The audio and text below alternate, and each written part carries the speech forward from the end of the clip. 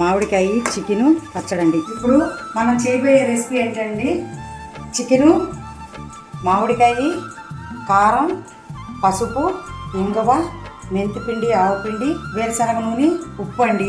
ముందుగా ఉడకబెట్టుకున్న చికెను, అల్లం వెల్లుల్లి పేస్ట్ వేసి ఉడకబెట్టుకున్న చికెన్ అండి, చిన్న చిన్న ముక్కల కింద.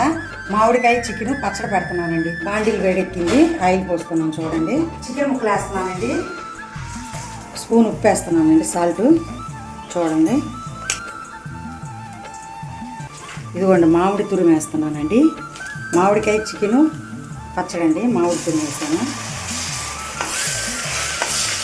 పచ్చివాసన పోయేదాకా వేయించుకోవాలండి మామిడికాయ. ఆపేసిన తర్వాత ఆవుపిండి, మెంతిపిండి, కారం వేద్దామండి. కారం 2 స్పూన్లు వేస్తున్నానండి. 1 స్పూన్ వేసానండి మెంతిపిండి, ఆవుపిండి. అయితే లైక్ చేయండి, షేర్ చేయండి, సబ్స్క్రైబ్ చేసుకోండి. చికెను మామిడికాయ కూడా రెడీ అయిపోయిందండి.